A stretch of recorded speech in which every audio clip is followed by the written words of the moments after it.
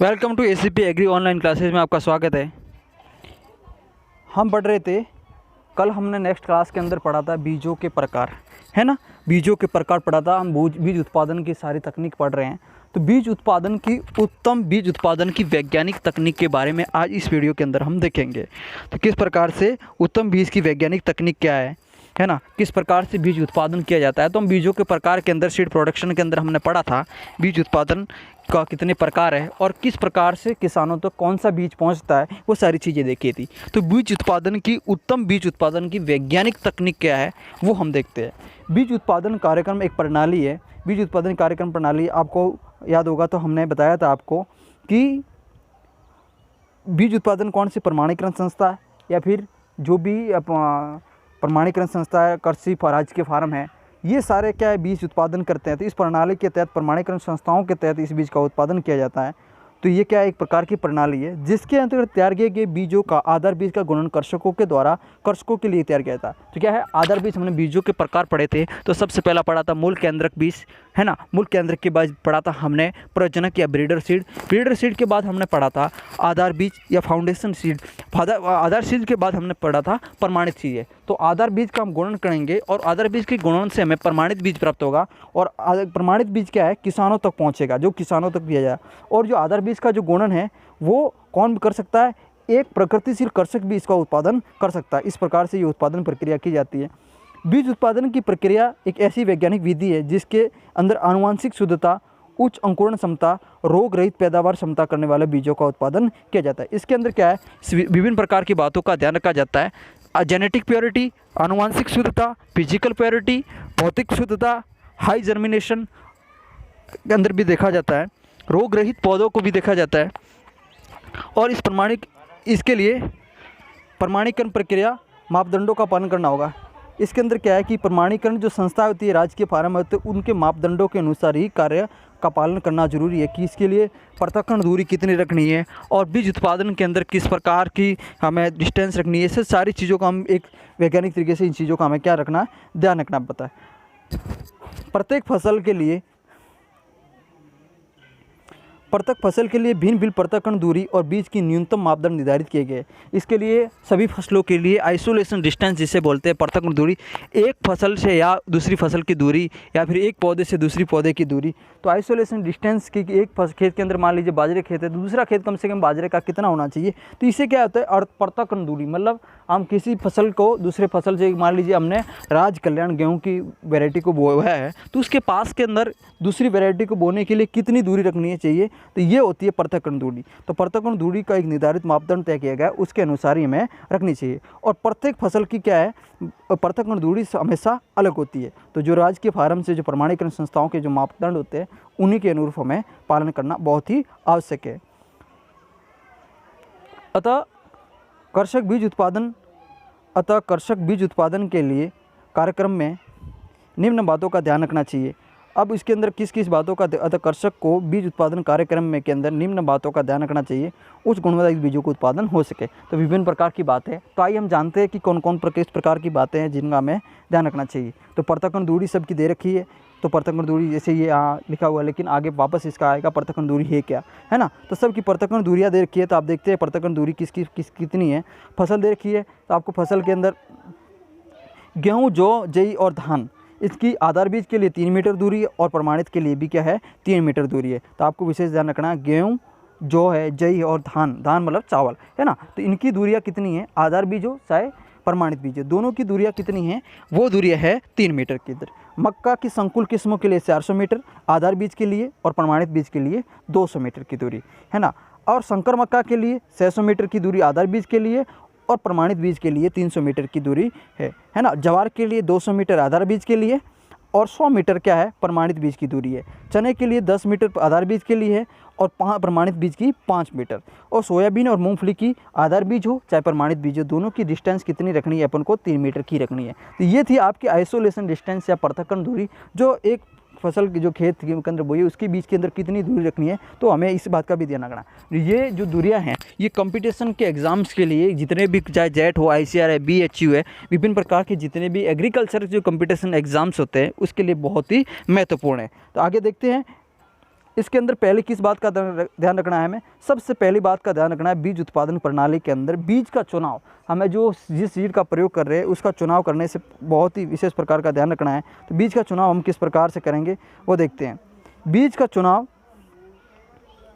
बीज का उत्पादन हेतु प्रजनक या आधार बीज प्रमाणित बीज का ही प्रयोग में लेना है। तो हमें जो बीज का प्रयोग कर रहे हैं या तो हम आधार बीज प्रयोग करेंगे या फिर प्रमाणित बीज ही प्रयोग करेंगे। इन दोनों बीजों के अलावा हम ना तो मूल केंद्रित बीज का प्रयोग कर सकते हैं या फिर कोई किसी किसान के या से लाकर हम बीज उत्पादन अच्छा नहीं कर सकते। क्यों? उसके अंदर से हाई जर्मिनेशन परसेंटेज है, जेनेटिक प्योरिटी है, फिजिकल प्योरिटी है, अंकुरण क्षमता है, बीजोज है, जो ये सारी गुणवत्ता उसके अंदर बीज की जितनी भी क्वालिटीज़ होती है वो उसके अंदर उपलब्ध नहीं होती है। इसके अंदर अन्य बीजों का मिश्रण नहीं होना चाहिए। इस बीजों के अंदर जो बीज का हम आधार बीज हो चाहे प्रमाणित बीज का जो प्रयोग कर रहे हैं उसके अंदर भी किसी प्रकार का जो अदर मिक्सचर है वो उसके अंदर सम्मिलित नहीं होना चाहिए। बीज मान्यता प्राप्त बीज उत्पादक संस्थाओं के अंदर या विश्वविद्यालय या मान्यता प्राप्त संस्थाओं में क्रय करना चाहिए।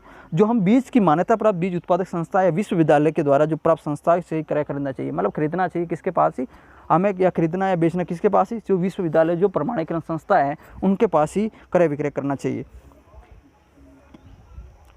यह भी ध्यान रखें कि बीज किस्म की जलवायु कृषि जलवायु खंड के अंदर सिफारिश की गई है। कौन से एग्रीक्लाइमेटिक जोन है उसके अंदर से सिफारिश के अंदर, मान ली उस क्षेत्र के अंदर वो क्लाइमेट सूटेबल है कि नहीं, इस बात का भी हमें ध्यान रखना चाहिए ताकि उपयुक्त पैदावार देती हो। और उसके अंदर से क्या है, क्लाइमेट इससे अच्छा है तो उसके अंदर उपयुक्त पैदावार दो, इस प्रकार का भी ध्यान हमें देना चाहिए। आगे हम देखते हैं कि बीजों को बीज जनित रोगों के बचाव हेतु फफूंदनाशी, कीटनाशी, शुक्राणु संबंध अवश्य उपचारित करना चाहिए। तो जो बीज उत्पादन के लिए जो बीज की बुवाई कर रहे हैं उसको हम विभिन्न प्रकार के जैसे रोगों से बचाने के लिए, तो एक होता है रोग भी विभिन्न प्रकार के होते हैं, तो सीड बॉर्न और सॉइल बॉर्न, मतलब मृदा जनित रोग और बीज जनित रोग। तो अगर हम मान लीजिए बीजों को उपचारित नहीं करें तो विभिन्न प्रकार के मृदा जनित रोग हो सकते हैं। तो इसलिए हमें क्या है, इनके लिए फफूंदनाशी, कीटनाशी या शुक्राणु जितने भी संवर्धक के द्वारा उपचारित करना चाहिए किसी कोई भी तकनीक हो, तो बीजों को उपचारित करके ही इसकी बुवाई करनी चाहिए। बीजों के लिए खाली कट्टे, टैग, लेबल, बिल इत्यादि को सुरक्षित रखकर प्रमाणित संस्था के द्वारा मांगने पर प्रस्तुत किए जा सके। तो हम इस बात का भी ध्यान रखना है कि जितने भी उस बीजों के ऊपर जो हमारा जो पैकिंग करेंगे उसके ऊपर चीज़ें खाली कट्टे, टैग है, लेबल है, बिल है इत्यादि को सुरक्षित रखें, जिससे प्रमाणीकरण संस्था के द्वारा मांगने पर प्रस्तुत किए जा सके। अगर प्रमाणीकरण संस्था बीज का उत्पादन कर लिया, उसके बाद प्रमाणीकरण संस्था ने हमारे पास बीज मांगा तो सारे सही समय पर हम उनको उपलब्ध करवा सके। तो इस बात का भी हमें विशेष क्या करना है, ध्यान रखना है। अब देखते हैं आइसोलेशन डिस्टेंस या पृथक्करण दूरी। पृथक्करण दूरी क्या है अब देखते हैं। हमने सारों को आगे नेक्स्ट के अंदर देखा था, जो हमने पढ़ा था कि सबके लिए, किस चने के लिए कितनी दूरी रखनी है ना, गेहूं के लिए कितनी दूरी रखनी है, तो वो सारी चीज़ें हमने देखी थी। तो अब पृथक्करण दूरी के अंदर खेत के अंदर क्या है, चयन करते थे, क्यों दूर करनी चाहिए वो देखते हैं। अब भाई पृथक्करण दूरी रखेंगे क्यों, इसका भी हमें पता होना चाहिए। तो हम देखते हैं पृथक्करण दूरी क्यों रखते हैं। पृथक्करण दूरी के लिए खेत का चयन है ना, वह खेत का चयन आनुवांशिक शुद्धता को बनाए रखने के लिए फसल के किन्हीं दो किस्मों के मध्य निश्चित दूरी बनाए रखना आवश्यक है। मतलब मान लीजिए क्या है, अभी आपको विशेष ध्यान रखना है कि दो किस्में हैं। मैंने आपको सिंपल राज कल्याण ले ली आपने या फिर लोकवन ले ली, गेहूं की दो किस्में, तो इन दोनों के बीच में अगर आनुवांशिक शुद्धता को बनाए रखने के लिए क्या रखते हैं हम, पृथक्करण दूरी रखते हैं। तो आप कह सकते हैं कि आनुवांशिक शुद्धता बनाए रखने के लिए पृथक्करण दूरी रखना बेहद जरूरी है। यही दूरी क्या कहलाती है, पृथक्करण दूरी कहलाती है। मतलब आनुवांशिक शुद्धता बनाए रखने के लिए एक फसल इससे दूसरी फसल या फिर एक किस्म की दूसरी किस्म से दूरी रखने को क्या कहते हैं, पृथक्करण कहते हैं, पृथक्करण दूरी कहते हैं, आइसोलेशन डिस्टेंस कहते हैं। इसका तात्पर्य है कि जिस फसल का बीज उत्पादन कार्यक्रम ले रहे हैं उसके चारों तरफ निर्धारित दूरी दूसरे खेत से वो फसल नहीं लेनी चाहिए। और प्रत्येक फसल के लिए बीज उत्पादन हेतु अलग अलग पृथक्करण दूरी की सिफारिश की है। प्रत्येक फसल के लिए आपको अब एक टेबल के अंदर आपको बताया था, तो उसके अंदर प्रत्येक फसल के लिए आइसोलेशन डिस्टेंस की जो सिफारिश की है वो सब अलग अलग है। क्योंकि कुछ फसलों में परागण तो होता है तथा कुछ फसलों में क्या होता है, परागण तो होता है लेकिन कुछ में परागण स्वपरागण होता है। कुछ के अंदर क्या होता है, जो परागण की क्रिया आपने पढ़ी होगी, तो किसी के अंदर क्या स्वपरागण होता है, किसी के अंदर क्या होता है, पर परागण होता है। तो ये भी इसलिए क्या करना चाहिए, अगर हमें जो बीज की पृथक्करण दूरी है उसका भी इसलिए हम क्या किसी के अंदर ज़्यादा रखते हैं, किसी के अंदर कम रखते हैं। स्वपरागण होता है उसके अंदर क्या रखते हैं हम, कम रखते हैं, और जिसके अंदर परपरागण होता है उसके अंदर क्या है, आइसोलेशन डिस्टेंस हम क्या रखते हैं, ज़्यादा रखते हैं। तथा बीजों उत्पादन हेतु खेत का चयन का ध्यान रखें कि बीज फसल के लिए उपयुक्त पृथक्करण दूरी उपलब्ध हो तथा अन्य बीजों के लिए आनुवांशिक शुद्धता नहीं रह पाएगी। अगर मान लीजिए हमने आइसोलेशन डिस्टेंस को सही नहीं रखा तो हमें क्या है कि आनुवांशिक शुद्धता नहीं रह पाएगी। इससे प्रमुख पृथक्करण दूरी सारणी के अनुसार दी गई है। तो हमने सारणी पढ़ा था, तो ये सारणी देखो आप सारणी के अंदर, तो सबके लिए आपको अलग अलग दे रखी है। पृथक्करण दूरी लेकर रखा मीटर के अंदर है ये। गेहूँ, जौ, चना, धान, मक्का की संकुल किस्में, संकर मक्का, ज्वार, चना, सोयाबीन की जो हमने नेक्स्ट पढ़ा था। तो इस सारे की पृथक्करण आधार बीज की भी अलग है और किसकी भी प्रमाणित बीज की भी अलग है। तो ये आप एक बीज का ध्यान रखना है, जो आधार बीज की आधी हम किसकी रखेंगे, प्रमाणित बीज की लगभग सबके अंदर, लेकिन कईयों के अंदर बराबर होती है। जैसे आपने देख रहे हो कि गेहूँ, जौ, चना, दही के अंदर बराबर है, लेकिन सोयाबीन और मूंगफली के अंदर भी बराबर है। इसके बाद आप देखते हो जैसे संकुल मक्का के लिए आप देखते हैं 400 मीटर दूरी है संकुल मक्का के लिए पृथक्करण आधार बीज के लिए, लेकिन आधार बीज की आधी कितनी है, प्रमाणित बीज की 200। आप देखो संकर मक्का के लिए 600 है आधार बीज की, उसकी आधी कितनी है 300 मीटर। तो ये आप देखो ज्वार के लिए 200, इसकी आधी कितनी है 100 मीटर, और चने की देखो 10 है तो इसकी आधी कितनी है 5 मीटर। तो ये सारी चीज़ें क्या है, आधार है ना। अब देखते हैं, ये तो था आपका पृथक्करण दूरी। अब तीसरी बात क्या ध्यान रखना चाहिए, वो है उन्नत शस्य क्रियाएं, एग्रीकल्चर एक्टिविटी के बारे में हम देखेंगे कि कौन कौन सी एग्रीकल्चर एक्टिविटी है जिसको हम ध्यान रखें। हमें जो बीज उत्पादन करेंगे तो उस समय हमें ध्यान रखनी चाहिए, बीज उत्पादन के सभी उन्नत शस्य क्रियाओं को कीट और रोग नियंत्रण अनुमोदित सिफारिश के अनुसरण करना चाहिए। जो हम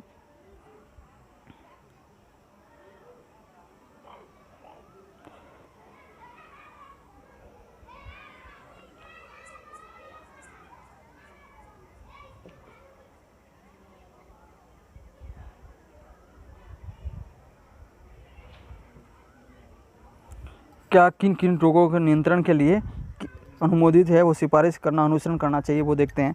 पहले बुवाई से पूर्व सीड्रिल को अच्छी तरह से साफ कर लेना चाहिए और निश्चित कर ले कि सीड्रिल के अंदर कोई अन्य बीज तो नहीं है। हमारी जिस सीड्रिल्स का प्रयोग कर रहे हैं उसके अंदर इस बात का हमें ध्यान रखना है कि उसके अंदर किसी प्रकार का दूसरी फसल का या शायद उसी मान लीजिए गेहूँ बो रहे तो गेहूँ की किसी दूसरी किस्म का हमें किसी प्रकार का क्या है वो बीज नहीं होना चाहिए। क्यों? क्योंकि उसके अंदर से आनुवांशिक शुद्धता है वो आपकी खत्म होगी। कि मान लीजिए एक भी बीज इसके अंदर आया तो परागण की क्रिया के अंदर आपकी जो बीज की जो शुद्धता है वो खत्म हो जाएगी। तो इसलिए हमें क्या है कि बुवाई से पहले सीड ड्रिल को अच्छी तरह सफाई करनी चाहिए।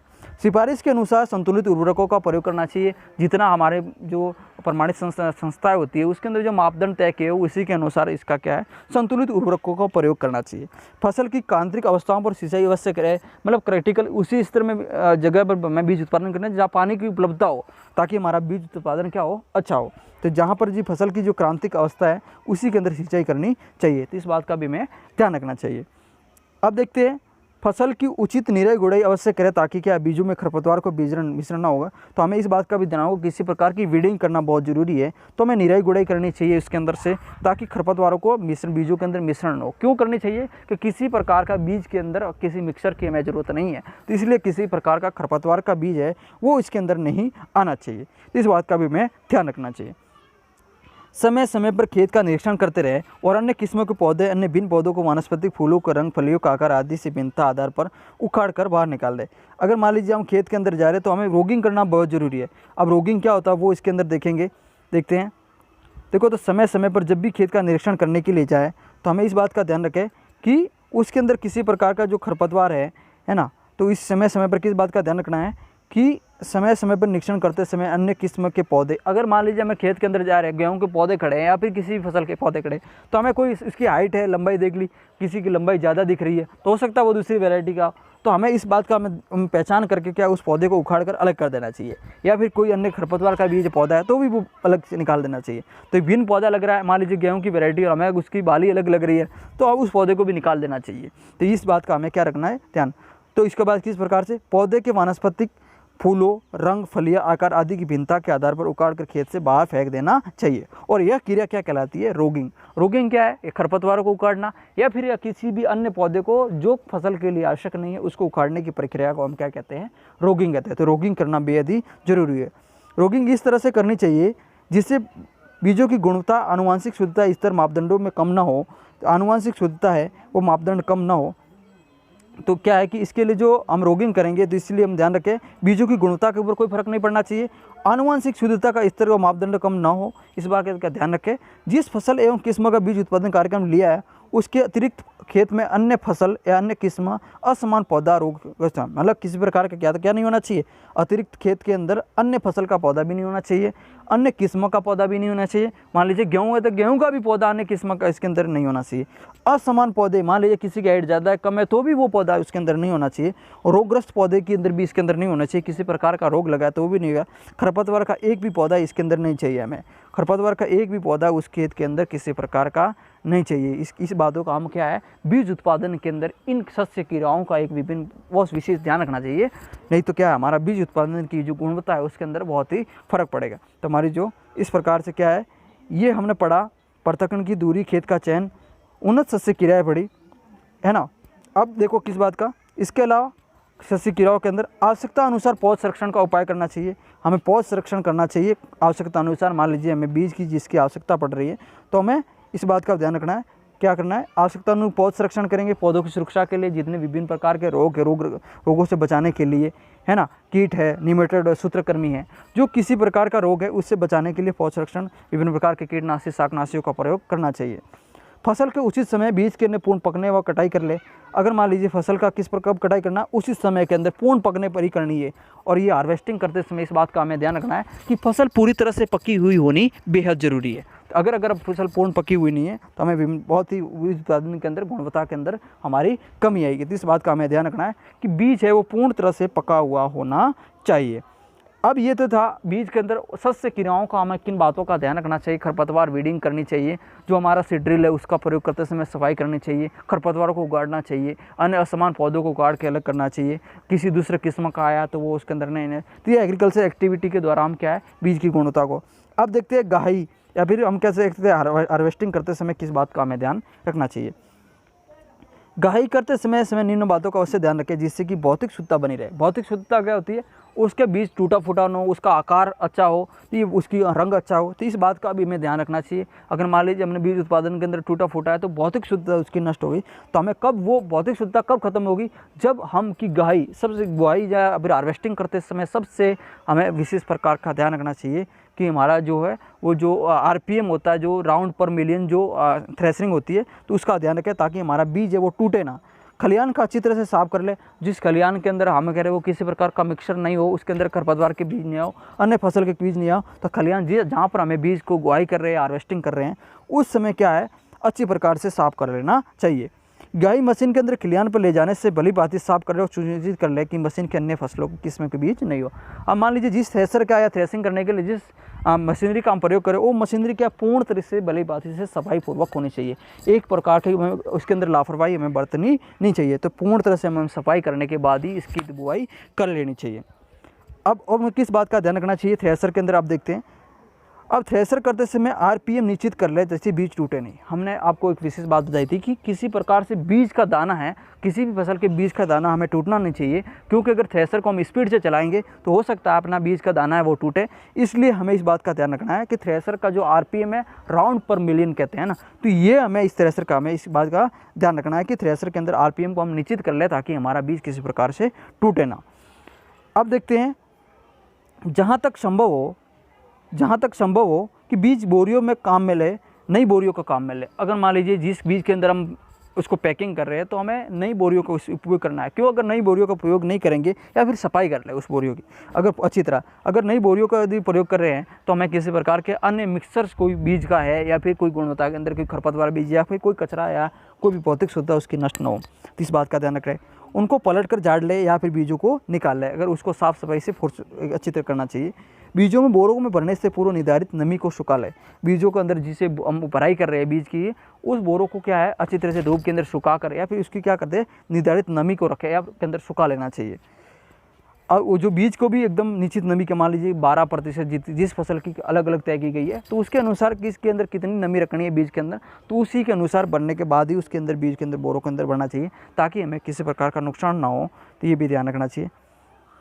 अब लास्ट स्टेज है इसकी विदायन या भंडार करते समय हमें किस बात का ध्यान रखना चाहिए वो देखते हैं।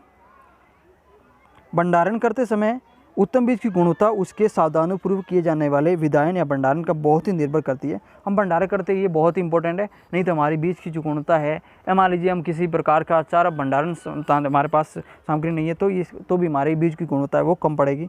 इसलिए गुहाई करने के बाद बीजों को बोरियों में भरकर विधायन केंद्रों पर प्रसंस्करण प्रोसेसिंग हेतु भेजें। अगर मान लीजिए जैसे ही हमने भरी तो सीधा ही हमें क्या है, जितनी भी मान लीजिए राजकीय फार्म है जहाँ से हमने कॉन्ट्रैक्ट किया है, हमें जिससे उत्पादन के लिए भेजा, तो वहाँ पर उसका क्या जो प्रोसेसिंग यूनिट है वहाँ पर इसको भेज देना चाहिए। विधायन क्रियाओं के लिए बीज में अच्छी प्रकार के सुखाकर मशीन को साफ कर वर्गीकृत किया जाता है। वह आवश्यक बीजों उपचार के पश्चात आकार के कट्टे एवं थैलियों में भरकर पात्र के अंदर भरना चाहिए। उसके अंदर जितने आकार को उसको क्या है थैलियों के अंदर भरना चाहिए। तो जो मशीन को सुखाने के बाद क्या है बीजों उपचार करते हैं, उसके पश्चात आकार के कट्टे होते हैं, उन थैलियों के अंदर प्रपत्र के अंदर सील किया जाता है। उसके अंदर अच्छी तरह भर के उसको क्या करते हैं सील, और उसके बाद उसके ऊपर टैग लगाना, वो सारी चीज़ें करेंगे। वर्गीकरण के द्वारा एक ही आकार के वजन की पुष्टि बीजों का चयन करें। मान लीजिए एक ही आकार के बीज नहीं, मतलब 100 दानों को हमने बीज को लिया तो उसका वजन सबका एक होना चाहिए। तो इन बातों का भी हमें ध्यान रखना चाहिए।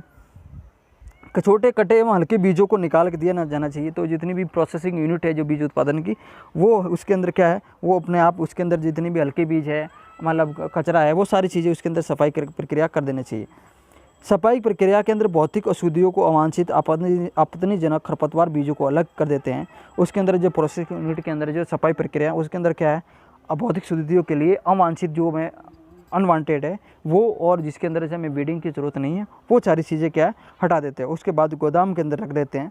भंडारण के उपरांत गोदाम के अंदर धूमीकरण कर बंद कर देना चाहिए। उसके अंदर विभिन्न प्रकार के किसी प्रकार का बैक्टीरिया मान लो किसी प्रकार का कोई है वो जिससे वो हमारी जो फसल है उसको नुकसान पहुँचाए, तो हमें क्या करना है धूमीकरण मतलब धुआं करके उसके अंदर से क्या है उसको सैनिटाइज कर देना चाहिए, ताकि क्या हो उसके अंदर से भी किसी प्रकार की हमें जो बीज का जो भंडारण करे उसको नुकसान न हो।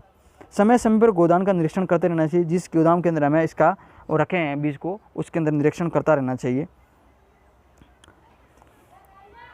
इस प्रकार प्रमाणित बीज उत्पादन की एक प्रकार का विज्ञान है। ये प्रमाणित बीज का उत्पादन एक प्रकार का साइंटिफिक पूर्व, इसके अंदर किसी प्रकार की लापरवाही नहीं है। एक सामान्य विधि से जो किसान उत्पादन करता है उससे बिल्कुल अलग है। इसके अंदर एक एक बात का हमें विशेष ध्यान रखना पड़ेगा। इसलिए क्या है ये एक प्रकार का प्रमाणित बीज उत्पादन एक प्रकार का क्या है साइंस है, जिससे कि वैज्ञानिक दक्षता आवश्यक है। इसके अंदर हमें विभिन्न प्रकार की क्या वैज्ञानिक दक्षता बहुत ही ज़रूरी है, हमें इस बात का ध्यान रखना है। इसके अंदर जो एक कहते हैं कि वैज्ञानिक दक्षता प्रगतिशील यदि कृषक करता तो वो भी एक वेल ट्रेंड होना चाहिए।